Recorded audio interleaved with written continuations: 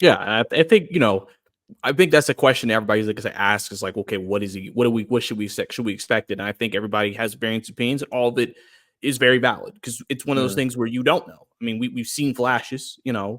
Do we obviously would we would want his stats to increase from last year, obviously, right. just to show growth and from a year to the year basis. But what is a successful season for Jalen? Some people can ask, and Mhm. going into that perspective, but a guy who I think can provide so much flexibility for this team, which is something that they need, and can be a different type of element that like we haven't really had in Atlanta for a while, Yep. just from that position as well. And speaking of, you mentioned earlier about Bogey becoming maybe that number two guy. Mhm. What is your outlook on the starting two next to Trey? I know that's been a very highly debated topic in Hawk Mhm. circles. Who should be the guy? I mean, there's plus and minuses for both players. I think, with Bogey, you hear, well, we just came off having terrible point of attack. So if we have Bogey, Mhm. that's not necessarily the best. It's technically numbers wise, I'm sure it's better than DJ technically. And we did make it to East Rounds finals with Bogey as the starting two. So there's been some success there. But obviously he's a shooter, so he creates spacing. Where Dyson, defensively, he's gonna very much fix that point of attack problem, Right. and he's gonna be able to do different things. But offensively, may not provide a lot to you offensively, and that Yeah. could lead to teams not, especially at 3-point line, spacing off of him, which could affect spacing. What do you think about that spot? Is it should it be Bogey? Should it be Dyson, or should it be maybe someone else that we haven't talked about? No, I mean, people are really obsessed with this question, and to me, I don't really care. I think starting lineups matter, like politics wise. For example, DeAndre Hunter's making a lot of money. If they really do want to move off from him, I think putting him on the bench, like even though that may be better for him, it's just like it makes them the wrong message. So I understand it from a Mm, politics perspective. The great thing is I don't think Dyson or Bogey are the type of players to like be upset that they're not starting. mm, Bogey's been a six man for a long time. He's the best six man in the league, in my opinion. By the numbers, he was incredibly impactful, like a plus 13. That was the Hawks' net rating, swung by 13 points with him on the floor in place of DeJounte Murray or just whoever was playing the shooting guard position. Again, not an indictment on DeJounte, just to fit. Um, but I think the really great thing is that we've talked about flexibility and malleability. It could be a night to night thing. If you're playing someone like Boston, I don't know if Dyson is the play there just because Drew Holiday and Derek White, they're going to get after it defensively, but they're not going. Maybe Derek White could beat you, but Drew Holiday and Derek White are not going to be the guys you need to hone your defense in on. So maybe that's the time that you would start Bogey to sort of alleviate that pressure they're going to put on Trey. But let's say you're playing a team like, I don't know, let me think about a team, maybe like Chicago.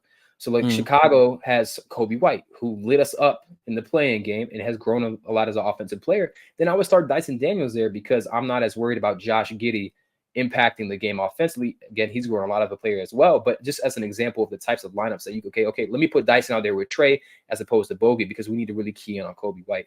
So that's what I think the great thing is, you know what I'm saying? And you can flip the lineups as you wish around them, but I don't think it's going to be a consistent thing.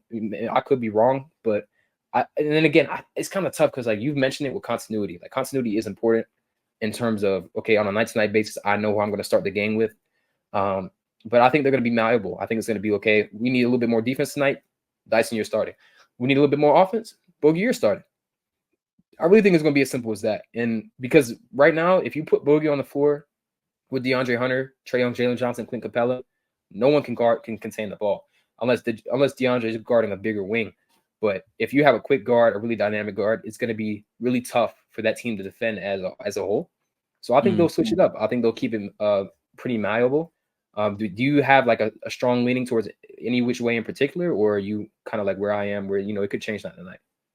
I mean, I've said before I think Dyson would be a good start, but I see either one because I've thought about more of okay, so if you Bogey off the bench, your bench, who's your scorer on your bench? Mm-hmm. That was because you got Kobe, not sure without like, obviously Dyson, that's not his expectation. Rishi, again, I mean, I guess he would be the best offensive guy you're bringing off the bench, but again, I think people are still trying to figure out their expectations for him. Right. Etc. So, I mean, technically, if you want to say most trusted offensive player, technically would be Okongwu. Technically, if he's not a starter, just because I mean, he's the better offensive big between the two centers. So that was the only reason why I said that. But I mean, like you mentioned, I mean that could work too, where it's just a matchup based thing. because I said it's actually a good issue knowing like, oh, we have two guys who could start. That's why. Exactly. Exactly. So I think having that versatility is key, and I think it'll be interesting to see how Quinn kind of figures that out. Obviously, we won't know a single thing about lineups until the start of the regular season because Quinn is a guy who does not like discussing those things. So unless someone leaks that someone is starting, then we won't know anything, and then we'll probably go crazy over preseason lineups. You know how this goes. Yeah. But overall, I mean, I want to see how the team plays first, and then whoever he decides to start, then we can assess. Okay, it makes sense why this person is starting. Because I think it can dictate on that. Do you think Rishi has a chance to start? Honestly, no. The thing is, it's weird because I could see Rishi if he started like at 2, like as like we got injuries at the 2 spot. Let's just go ahead and start Rishi there. But if everybody's healthy, I don't see who you put on the bench. But like I said, they could shock us. They could say, screw it, let's put Rishi at the 2. They could do that. It's just one of those things where it's hard to kind of know what the expectations are because people hear number 1 pick and think he has to be a starter. And if he's not a starter, now all of a sudden, is he bad? And I'm like, well, no, it's just there's not like a clear spot. Like, because I said the Hawks are also not a normal first pick team where pretty much everybody sucks. I mean, not everybody. Some players, some players are good, but you have open spots where you need a guy to step into it.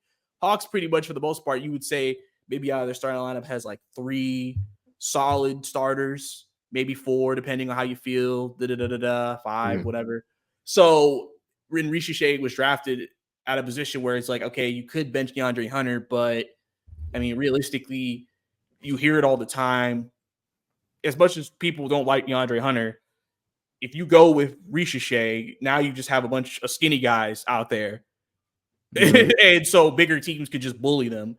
But where DeAndre is, I've always said that's why DeAndre to me is effective against teams like the Heat. Teams that are more physical because he's stronger, so he can pretty much use his power to get through that. Where if you just have a bunch of skinny guys out there, it's like they know they can pretty much bully him. And so you maybe want to work like with lineup chemistry and versatility and not have that on the floor all at once. So, that's why, I mean, maybe, obviously I would assume maybe year 2, that's where you may be looking to, okay, well, we did draft number 1. If he comes along the way we want him to year 1, we may be looking to go ahead starting him. And then that may be a discussion to be had at that time. But as of right now, I don't see a path unless the Hawks make some other move that we're unaware of. I think that's where I am too. People are a little fixated on it, and I understand. Like, first off, the national coverage is going to be insufferable because I feel like there's no way he starts. So immediately it's going to be yada yada. This guy, you know how it's going to be. Yeah. But like realistically, his frame, he put on a lot of weight from like the year before. I think he put like 10, 15 pounds. But he's still super skinny. He's 6'10" and he's maybe 200 pounds. That's what he's listed at, but I don't really see it, especially not functionally. So he has a lot of growth to do getting stronger. And that means, like, for example, you mentioned that point about DeAndre being strong. He doesn't play strong all the time. And that's the other thing. Like, if he will crash the glass, like the 6'8", like pretty strong guy he is, then we'd have different conversations and he would be penciled in as a starter. But he doesn't. So it's like he has to learn not only how to get stronger, but play with force. Because he doesn't play with force right now. He plays with finesse. And we don't need more finesse players, especially defensively. But I will say, too, like, it's really interesting because I think Brad said this when we talked. There's really 2 guys we know are going to start. And that's it. Like, you could make a case for 3 guys at the 2 spot. You could make a case for, I think Dre's the most likely, but if you start Rishi there, then is it Bogey? It's a lot of funky things that can happen. And then we haven't even started on the center convo yet, which could open up a whole nother box. So while we do have those 2 guys penciled in, and I definitely agree, like there's not really like a clear spot where Rishi could start. I really just think there's a lot of uncertainty in general, which is like not, again, if you care about starting lineups, that might give you some anxiety, but it's the rotation, the amount of players who play minutes. The most important things to me is this. Okay, Dyson needs to play 30 minutes a game. Trey, of course, is going to play 35. I think Clint Capella and Onyeka Okongwu, it's a huge, huge benefit to have both of them. But Onyeka needs to close. I think he needs to start. He needs to play the majority of the minutes. That's my opinion. And then I think when you're looking at Bogey, he's got to probably play between 25 to 30 minutes, and you're going to find in spots for everyone else at that point. But I think Rishi will probably play 15 to 20. Dre will probably play like 20 to 25. And you're either going to close with Bogey if you need offense, you're going to close with Dyson if you need defense. But I think Onyeka, Trey, and Jalen, that should be the three closing guys. And then I think we're cooking. But that's all that matters to me. Like, I don't really care who starts except Onyeka. I think Onyeka is a guy, like, I think he needs to start. But that's the only thing I'm firm on. And he also has a positive plus minus with Jalen. So, I mean, obviously that duo. They make a lot more sense together than Trey and Capella.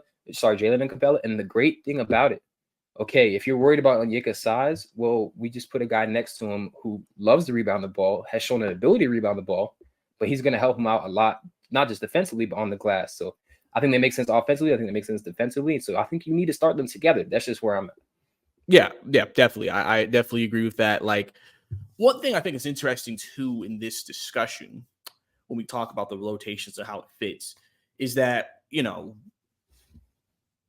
like you mentioned, like the flexibility, knowing like, okay, if we need this, we can go there. Like that was one of the biggest issues with last year's team is that pretty much the Hawks didn't have a defensive lineup or a big lineup. You know, they didn't have that. There was only, I always like to bring this up. They used this lineup like a couple of times. And it was mainly because I think foul trouble and things like that, where they had a lineup where it was either Trey or DJ.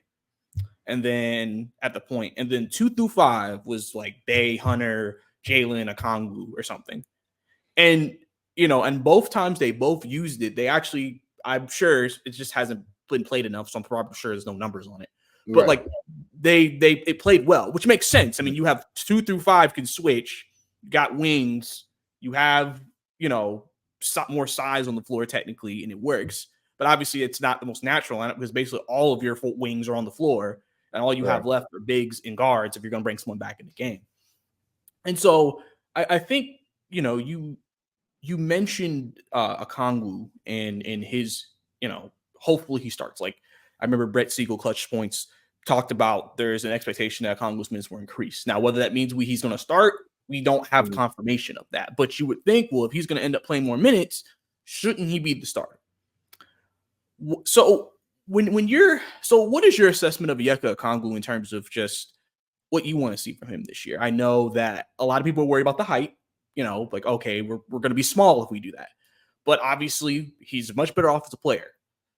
He has better touch around the rim. You saw it in his last few games that he played. He averaged like 16, close to 16, 17 a game. So you could see, and he's just a better pick and roll partner for Trey, especially if he continues to prove his shot. If he improves the shot, 3-point shot, and can start hitting those a little bit more, he becomes kind of that, I would like to say, that kind of player that Quinn would probably like to have at that center position, especially doing pick and roll. Right. So talk about Okongwu and what you would like to see from him this year in terms of his growth, obviously trying to enter a year where we all are like, can he just finally be a starter and let's just see what we have in him? Yeah. I mean, I think I would really encourage anyone who has serious doubts about his game, go watch that Rockets game where the Hawks close him out in the fourth quarter. Onyeka was extremely special on both ends, but he just has a level of finishing ability around the rim, chemistry with Trey, versatility in the short roll as a passer, as a shooter. There's just a lot more things you could do with him on the floor than Clint Capella. His defensive numbers don't look nearly as good as they did in prior years. And I think that's a big reason, like, why some people are scared. Personally, like, okay, you could have a 6'9" center or whatever, but you can have a 6'9" center, you can have a 6-foot guard, but you can't have everyone else be small across the board. I put this graphic out there, but like in 2022, we were like the smallest team in the NBA. 2022, 2023. We had the lowest weight, about 3 pounds, and we were below average in height. This year, you know, we got a little bit bigger. We were a little bit closer to the middle of the pack, but still undersized. But now you've got length. You don't necessarily have that strength yet, but guys are going to grow into their frames. And again, like Dyson Daniels plays big. He's 6'7", and he doesn't look super strong. Go watch him play against LeBron James. See how he can withstand those body bumps. Like there's a lot more force in this lineup. So I'm way less concerned about Onyeka's like height because he's 6'9", but so are a lot of really great centers in this league. A lot of comps to Bam Adebayo, of course. I think Bam is like really underrated. So I wouldn't go so far to say like he could be Bam, but just as a proof of concept, okay, this is a shorter center, but he's still incredibly impactful on both ends. So I think the size, as much as this is going to help Trey in terms of size, length, versatility, it's going to help Onyeka. It's going to help the defensive scheme. It's going to, because the biggest reason why I think Onyeka wasn't as impactful is because when Quinn is asking guys to blitz because we can't defend at the point of attack, it pulls them away from the rim. So when that ball gets swung, because we still can't contain it with the blitz, we got back cuts coming, his defensive numbers are going to be impacted. So now you have the opportunity, okay, if Dyson's on the floor, I'm comfortable with Onyeka and drop. You know, sometimes if you talk about a smaller center, he can cover less ground with his wingspan or whatever, 100%. But like, I'm more than comfortable with Onyeka and Clint playing drop coverage if Dyson Daniels is the guy defending that screen. You can have them play at the level of Trey's defending it or Bogey's defending it. But if Dyson, V, Kobe, you got three guys who are going to unlock that coverage versatility off defensively. And I think it's going to help all of them look a lot better than they did last year defensively and the Hawks as a whole. So, I mean, I've always been caping for Onyeka to start. I think he makes too much sense offensively, but now I think he makes perfect sense defensively as well. And as long as they keep empowering him to spread the floor and be that sort of versatile offensive center, I think he can be. I think it's just going to look better and better. Yeah, and I think too, you know, I've always been high on Onyeka, and I think, you know, biggest thing for him is just continuing to grow within himself. And I think you can clearly see Quinn has a plan for him. Yeah, which I think is very important. That he's like, all right, I kind of want to use you in these different types of ways, which I think will help him and benefit his game. You know, so I'm really excited to kind of see what now that looks like. If he is the starter, how that looks in the grand scheme of things. And because I said realistically, you're probably one of your best spacing lineups you can put on the floor is if you have a Okongwu start and you have Bogey starts. Because now, you know, technically everybody can hit a three on the floor. Yep. So now you can get spacing 1 through 5. And that's something Quinn has harped on since he got here to Atlanta, is that spacing. But now, you know, talking about that center position, now going back to the 4 spot. Now, obviously, we know Jalen's going to be the starter, but I think there is a question about who will back him up. I think a lot of people coming into the offseason thought it was going to be Muhammad Gay. And then after the summer league, I feel like some people, okay, are we sure is he ready to do that? You know, obviously, if you go with that decision, he's young. You got to let him grow through his mistakes. He's going to make some mistakes. He's going to be overwhelmed at times. That's just part of the growth. But I've also mentioned, you know, people have mentioned Larry Nance at backup center. Technically, he can play 4-2. Do you go with a veteran there, someone you can trust? I've said technically even Vic Krejci can play 4 because he can play 1 through 4. Technically, if you wanted to go in that direction. So there's multiple people who could play that spot. I didn't know if you had a thought on who you think might be that backup 4 behind Jalen when he comes off the floor. Yeah. I mean, I think Larry's probably the first option. I think, like he's a backup 5, but if you think about functionally with Zion on the floor, it was Larry the guy who was going to be playing that high-low action. He's entering the Zion or he's throwing a lob. Larry's a pretty good passer. He can also stretch out the floor a little bit as well. He knows how to play. He's a solid defender. He's not going to hurt you, which is a big thing, right? So, yes, you can put Muhammad Gay on the floor, but he is going to make some mistakes. But I also would like caution people. He didn't look great at Summer League. He had some really outstanding moments. He has unreal ground coverage. Like the amount of space he can defend and get back to is unreal. So there's a lot of untapped potential with him. Again, when he was drafted, he'd only played 4 years of organized basketball. And that's 2 years he played in college. So like when we talk about raw prospects, it doesn't get like more raw than him. Like he's like a ball of clay. You know, he's just like a lump. You have to mold that into something. So yeah, he's going to have to play some minutes at some point. I think he's still incredibly talented. I think the fact that the numbers that he had in college were crazy because he had no discipline, either defensively or offensively. He was taking bad shots regularly. He was out of position regularly, but he has so much gifted talent and so much like just the natural athletic gifts to be able to cover that space that, you know, he can make mistakes and he can make up for it. So it's one of those things where I think it's like Gay looks like he looked pretty good from time to time in those games leading up to the end of the season.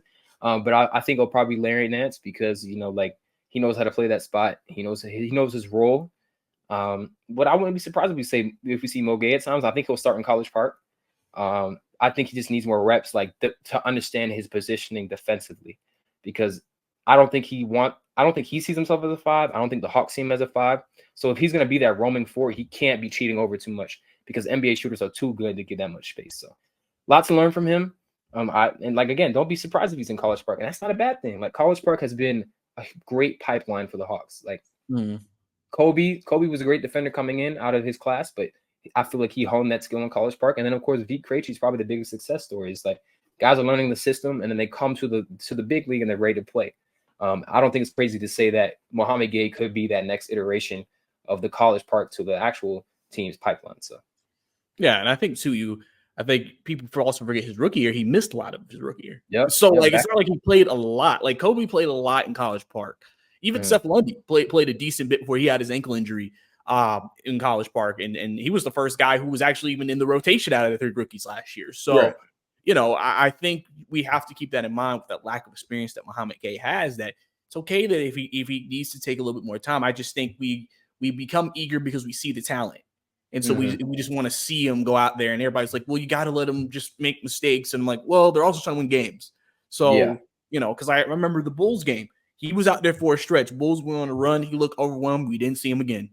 And you know, and that's those decisions that Quinn would have to make. Like, all right, can we afford for him to play through this? And eventually he'll have to play through some things. But, you know, no reason to rush him quicker than he needs to, just in terms of his development, because you want to make sure that he, you know, learns how to play the game the right way within the scheme, within the system, and that maximizes him and the guys around him when coming to the success of the overall team. 100%. So now, you know, getting into the head guy of this entire shit, we've mentioned him a few times, Quin Snyder. Now that, you know, he's coming into his second full year with the team, Quinn has been someone who has been, I would say, very polarizing in the community. I think a lot of people are like, is he really as good as we say he is? You know, some people look at his playoff record. Well, his playoff record's not good, even though I could sit here and say he beat peak. He had to try to go through Golden State, peak Warriors, and then peak Rockets. You know, I think he lost like 2 or 3 of the series to those guys. And just, you know, there were some questionable decisions he made at times last year, which, I mean, you can maybe say every coach makes questionable decisions. No coach can be perfect. What do you think Quinn will be like this year for this team? Obviously, again, without DJ, what should we expect to see from a Quin Snyder coach team post DeJounte? Are we going to see more of what we saw them play like in Utah, do you think? Are we going to see some new wrinkles? We've kind of obviously seen some of the way they want to play. He's talked about being quick decisions, either pass, shoot. Was it pass, shoot, or go to the rim? I think like cut to the rim, something like that. Like, you know, just quick decisions. Go, go, go, go. Put pressure on the defense, create mismatches and things like that. What do you think we're going to see from Quinn's team this year, with him now saying, okay, these are my pieces. Everything seems to fit better. Now let's put it together. Yeah. I mean, honestly, I love Quinn. And I think it was like, I really realized how much I rocked with him when I asked him a question. He was like, oh, that's from Synergy. So he's like the very data-driven guy. And so I empathize with that. But at the same time, I think you're going to see more of his influence on this team, just because of the fact that a great coach is going to have, you need a great coach to maximize this roster, because there is not that like high end talent. You know what I mean? Like, we could see these guys growing into that, but it's a lot easier to coach when you're like, okay, just go ISO. Like DJ, you know, you score over 1 point per possession every time you ISO. Go ahead and get 5 of them in a row. He did it against Memphis. He did it against multiple teams down the stretch, right? So, you know, like that's a lot easier to do. It's a lot more stagnant, but when it works, it works. But I think we're going to see more of his influence. And I think your point about Utah is really interesting, because when I asked some Utah fans, some Jazz fans, like, what do they not like about Quinn? And they said he was very rigid in his decisions. And that's kind of like exemplified by his like decision to leave Rudy Gobert on the floor, especially against the Clippers when Terrence Mann lit them up. And I think it's, people will point to that and be like, well, Quinn is stubborn, or Quinn, you know, he's not going to change his mind. But I think it's like, if players can grow, coaches can't. You know, I don't think he's that same coach that he was in Utah. I don't think that you have to have principles as a coach. You have to have a philosophy, but I don't think he's married to like the type of style he's going to coach. I think we're going to try a lot of new things. I think we're going to see a lot of experimentation. I think we're going to see guys put in positions to succeed. I think he's going to get the Hawks 3-point rate way up. The prior season, like, we really were not taking many threes. We didn't have a bunch of off-ball actions. I had a tweet when I was looking at like the actual differences in the level of off-ball actions we were running. So I think there's like, for example, this year we took We were in the top 10 in percentage of shots coming from the 3-point line at 40.8%. Mm-hmm. Year before, we were in the bottom 10, but we were actually last. Like 33% of our shots came from the 3-point line. So that just kind of gives you the idea of like what type of philosophy Quin has. He's going to cut out some mid-range stuff, but he's going to make sure guys are getting their shots up. Like a 7% increase in 3-point rate attempts is crazy. But that's the level of basketball, the style of basketball they're going to need to play with these guys to make it work, because you have the level of shooting. Again, Bogey is proven, Trey is proven, DeAndre is proven to some extent. There's some question marks, 100%, but the guys are going to get those attempts up, and they're going to have. There is no one who's going to generate better open looks for them than Trae Young. So we're going to see that same sort of philosophy sort of shine through. But I think we're going to see it to a greater extent. We're going to see more handball. We're going to see more handoffs. We see them double drag, pin downs, flare screens, pistol action, Chicago action, and these are all sort of things where the lead ball handler is going to pitch it to a big and run off, or you're going to have some more second side actions where guys are setting down screens, flying off. I just think we're going to see a lot more diversity and versatility and variety in the offense. And that's why I'm excited, because I think when you give a coach the players that he's looking for, that's how you maximize it. So now I think the organization is, okay, look, we know what Trey can do. We know what Quin wants to do. Let's give him those pieces. And that's what I think is going to define the season. Yeah, definitely. And obviously this season coming up is going to, like I said, a lot of people don't know what to think. Right. But I think it's also a little exciting to kind of see, okay, how does a lot of these pieces fit together? How does Dyson fit? How do you guys, just Kobe and Gay take the next step? As Okongwu start? What happens with Bogey? Trey back in his role as Jalen. You know, there's so many storylines you can kind of say, okay, I'm looking forward to seeing this, and that. So I think that's what makes this offseason very interesting. Like I said, unless they make another move before the season starts, right now this seems to be the roster going forward as we get closer to training camp here in about a month and a half. So, David, I appreciate you, man. It's been a long pod, but I appreciate you, man, sticking with me, man, talking some Hawks, man. One more time, let people know where they can find you, man. For sure, man. Thank you again for the opportunity. I'm at DLee43, the number 43 spelled out on all platforms, Twitter, TikTok, YouTube. I'll be happy having more videos coming out. I found something really interesting with the way that Team USA selects their players. So I'll be dropping that sort of expose later on and over the next couple of weeks. Going to also do a highlight on Trae Young and more so like his status within the NBA right now and why I think he can rebuild that sort of image that he had coming into the league. Just overall look at like what the Hawks could do going forward. And I also got some things coming with a KD superstar decision and sort of like how that impacted the trajectory of the league. But yeah, man, thank you so much for this opportunity. And I hope you guys really enjoy this episode.